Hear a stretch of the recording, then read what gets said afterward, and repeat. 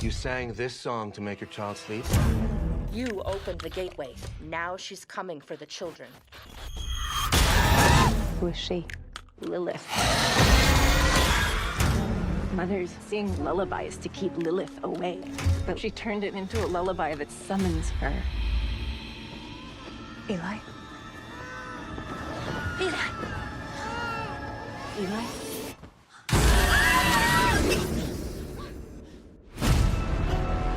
How do we protect our son? She's strong, but she's not as strong as Faith.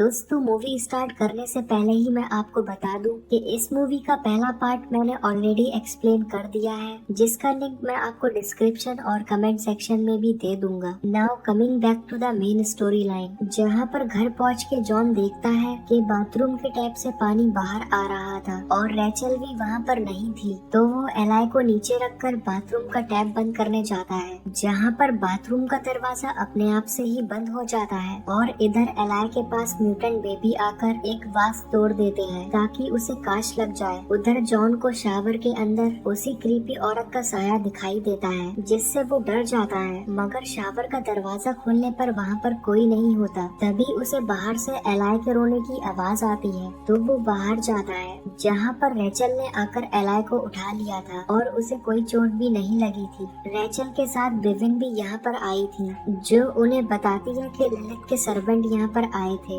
और अब वो घर के सारे मिरर्स को ढकवा देती है ताकि लिलिथ उन पर नजर ना रख सके। इसी दौरान जॉन को एक आदमी की कॉल आती है, जो उससे कहता है कि तुम्हारे पास कोई बुक है और तुम्हें हेल्प चाहिए, जिसके बाद जॉन उस आदमी से मिलने के लिए चला जाता है। घर में रैचल के पूछने पर विविन उसे बताती है कि ये बुक उसे एक लाइब्रेरी से मिली थी और उसने इस बुक को इसलिए नहीं फेंका क्योंकि ये बुक इस बात की प्रूफ थी कि लिलिथ एग्जिस्ट करती है और जो कुछ भी उसके साथ हुआ वो सब कुछ सच है। इधर जॉन एड्रेस पूछते पूछते उस आदमी के पास पहुंच जाता है, जहां पर वो आदमी जॉन से उस बुक को लेकर देखता है और ये जानकर कि रिचल ने ये सॉन्ग गुनगुनाया था, वो बताता है कि 3 रिचुअल में से तुमने पहला रिचुअल पूरा कर दिया है और लिलिथ अब तुम्हें करीब से देख रही है। ये लॉरी गुनगुनाना पहला रिचुअल है जो लिलिथ के सर्वेंट्स और क्रून को बुलाता है। उसके सर्वेंट्स म्यूटेंट बेबी होते हैं और दूसरा रिचुअल है कि किसी पक्षी के खून का सेक्रीफाइस देना, जिस पर जॉन उसे अपने पेरेंट का बताता है और फिर वो बताता है कि तीसरा रिचुअल है तुम्हारे बच्चे का खून बहाना, जिसके लिए वो तुम्हें ट्रिक करेगी। अगर एलाई का एक ब्लड ड्रॉप भी गिरा तो लिलिथ आकर उसे ले जाएगी और उसकी जगह किसी डमी बेबी को छोड़ जाएगी, जैसा कि हमने विविन के साथ होते हुए देखा था। अब वो आदमी जॉन को कुछ मंत्र लिख के देता है और साथ में होली कैंडल स्टिक्स का एक स्टैंड भी देता है, जिनके जलाने से लिलिथ वहाँ पर नहीं आ सकती।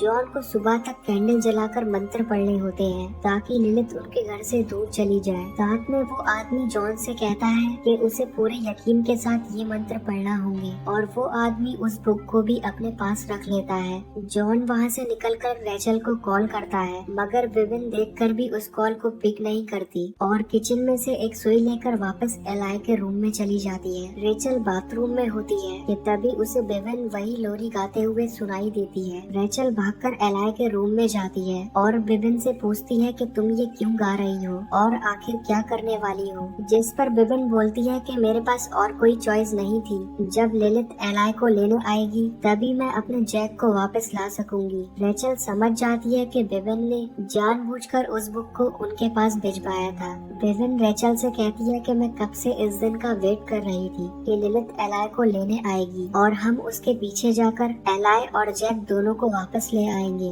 बेविन ने एलाई का ब्लड ड्रॉप भी गिरा दिया था। उधर वापस आते समय जॉन पर लिलिथ की क्रोन अटैक कर देती है। जॉन जल्दी से कार से बाहर निकलता है। दूसरी तरफ घर में रेचल और बेविन में फाइट होती है और फाइट के दौरान रेचल बेहोश हो जाती है। तभी लिलिथ वहाँ पर आकर एलाई को ले जाती है। रेचल को जब होश आता है तो वो एलाई को वहाँ ना पाकर रोने लगती है। तभी बेविन रेचल को एक आईने के अंदर खींच लेती है। घर आकर जॉन एलाई के डमी बेबी को देखकर समझ जाता है कि लिलिथ एलाई को ले गई। वो मिरर में रेचल को भी देखता है, लेकिन अब वो कुछ भी नहीं कर सकता था और अंदर बहुत से आईने और डमी बेबीज पड़े थे। तभी बेविन रेचल के पास आकर बोलती है कि एलाई को उसके नाम से पुकारो। रेचल के ऐसा करने पर उसे एलाई के रोने की आवाज आती है। उधर जॉन अपना रिचुअल स्टार्ट करके रेचल को ढूंढने लगता है।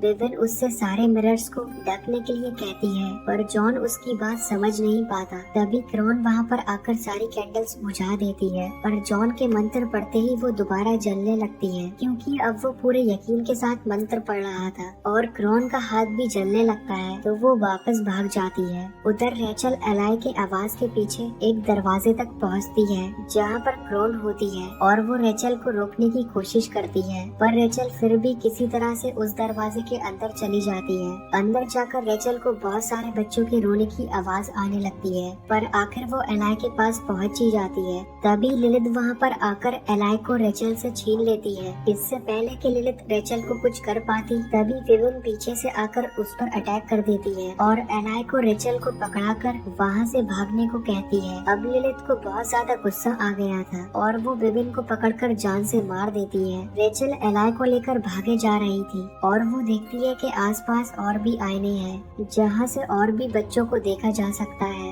लिलिथ के लोरी गाने से सब आईने टूटने लगते हैं। इससे पहले कि जॉन वाला आईना टूटता, रेचल भागकर उसके अंदर चली जाती है। लिलिथ भी उसके पीछे वहाँ पर आने की कोशिश करती है, मगर उन दोनों के मंत्र पढ़ने से वापस अपनी दुनिया में चली जाती है। तभी उन्हें पता चलता है कि वो बेबी एलाई नहीं बल्कि जैक होता है, क्योंकि बेबिन ने रेचल को एलाई नहीं बल्कि जैक दिया था। अब इस मूवी के हमें एंड में दिखाया जाता है कि जॉन ने उस आदमी के असिस्टेंट से पैसे देकर उस बुक को वापस ले लिया था। मतलब वो भी अब एलाई को पाने के लिए जो कुछ भी उनके साथ हुआ अब वो किसी और के साथ करेंगे। और इसी के साथ इस मूवी का यही एंड हो जाता है। Thanks for watching. Like, comment and subscribe. Hurry up.